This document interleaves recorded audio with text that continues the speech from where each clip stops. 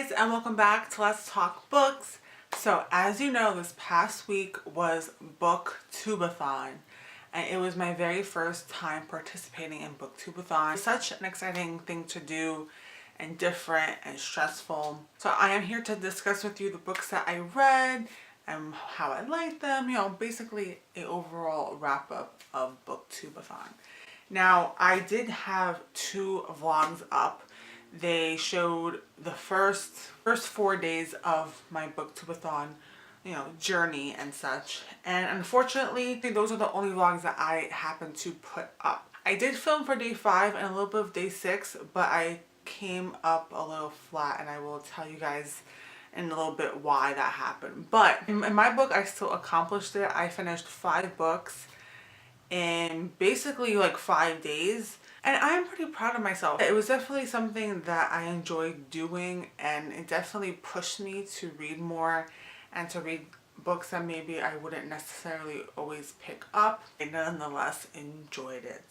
So yeah, let's just get on with the books that I read. If you want to go watch my TBR and 2 of my vlogs, you could go ahead and watch those. I will leave them down below. And yeah, so the first book that I read was a poetry book, and that is All of It Is You by Nico Tortella. And this was a book that was for the challenge, for the coin toss challenge, but I am going to give this like 2.5 stars. This book, I had high hopes going into it, but it kind of just left pretty flat for me. I liked the beginning and I liked the end, but the middle kind of flopped. I loved his introduction. His introduction alone was like so beautiful. So his introduction, Body. Now, for Body, it literally he had a poem for every part of his body, of the human body. So anywhere from toes to nose, genital areas, all that he spoke about. Same thing with Earth, like different things about Earth, and then universe, stars, moon, every horoscope, everything about the sky and stuff.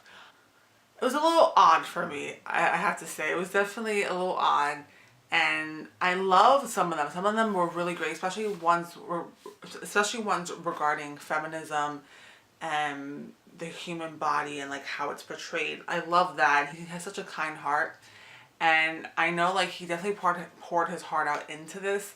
It's just a matter of preference. I knew where his mind was when he wrote this book, and I definitely got the message that he wanted to bring to the readers.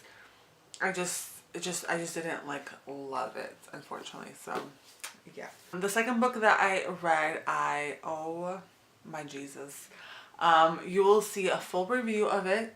It actually comes out the day I will be posting this. That book is The Bucket List by Georgia Clark. Don't mind this little thing, my dog. I know, he got a hold of the cover, but this book blew me away, and it is nothing like I thought it was going to be, because I didn't really read into it too much. I knew sort of what it was about.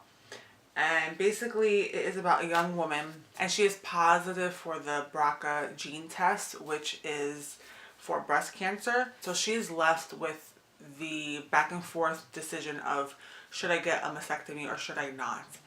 And so her and her friends decide to form a bucket list for her to do before she gets this surgery done, which is, it's a major surgery. I don't think people really understand how risky it is. And I learned a lot actually from this book. I don't want to get into it too much, but basically it's not your ordinary bucket list.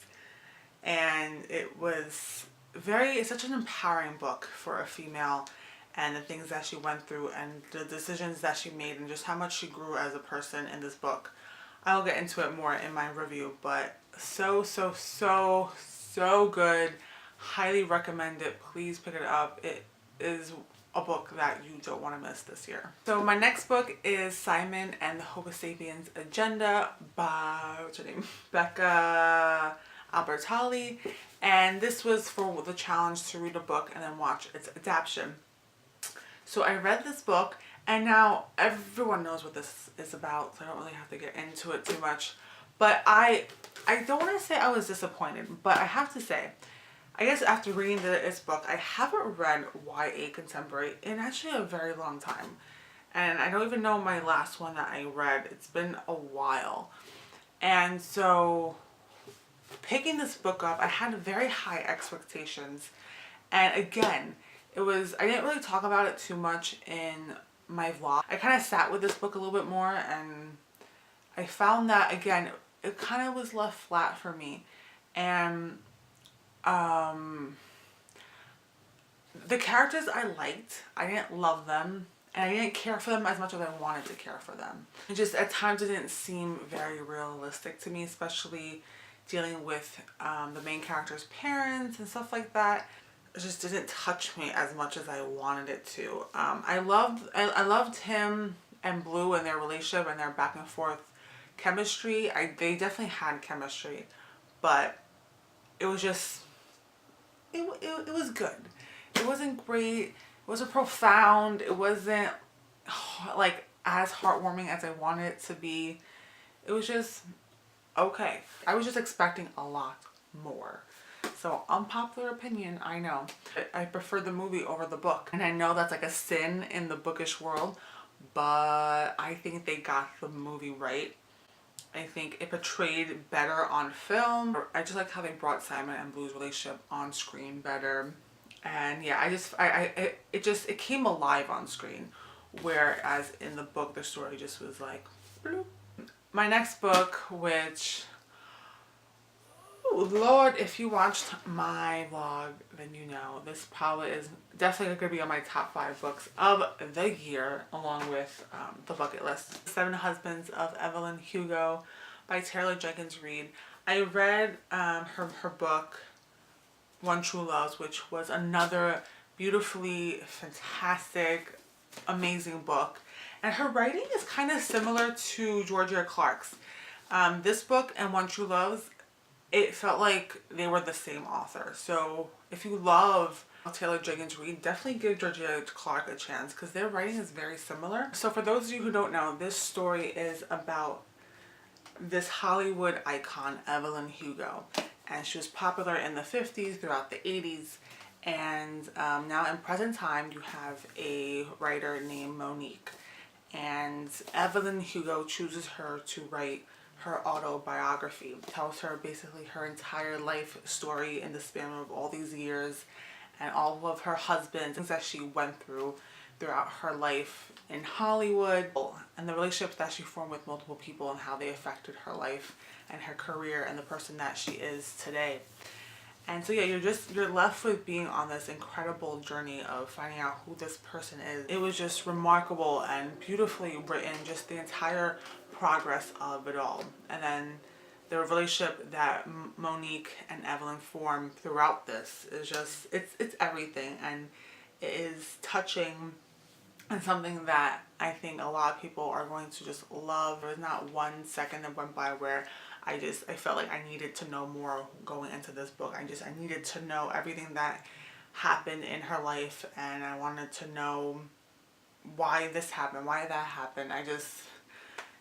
Everything just came full circle, and by the end, as you know, I was just like a mess. My tears were just like coming out. I was just like, ah. Yeah, you're gonna be put on a full-blown journey when reading this book. I am telling you right now, prepare yourself. Because I loved this book so much, and because it like really just struck me a lot, and it really affected like my mood, it kind of put me in a funk. So my next book was supposed to be Born Madly by Trisha Wolfe, and I had this set. I was going to read it. I was supposed to wear a hat while reading this book, which I'm sorry, it's just, I know I have AC on, but it's just damn way too hot to wear that hat. And that would also annoy me. I was like, fuck this hat. I'm not wearing this shit. Like, screw it. Then I was reading this and I was like, oh God, like I don't want to read anything else. Like this book was too good to read anything else right now. Like I'm done. That was like my mindset. So I was starting to read this. I got probably like nothing. I got like a few chapters in. I don't care enough about the characters anymore. This is part 2 of a book, by the way. I was just like over it, done, next. So I was like, okay, what book should I read? So I was looking through my shelves and I was like, okay, I have had Abby Glenn books forever. Haven't read them. It's the summertime. A lot of her books take place in the summer. You know, she's supposed to be like the queen of new adult. And so I picked up While It Lasts by Abby Glines. I got 4 chapters in, 37 pages in, and I was like, I just don't want to read it anymore. It was okay. This book, I mean, I can't judge it, but honestly, I was surprised. I was expecting her writing to be a little bit more mature, but it's kind of, her writing isn't really that great. Like, I am actually interested in to know what happens in this book, so I'm not gonna like call it quits. But I was kind of like disappointed with like how the writing was, and it just felt a little juvenile. I'm very happy with the books that I read and how much I read in the span of just a week. So let me know how you did on Booktubeathon. I will definitely participate in it next year, and let me know also of any other like booktube related readathons that I should participate in, because it's fun and it gets me into reading more. So that's all that I want. That is it for this video. I will see you in my next one, and I'll talk to you guys later. Bye.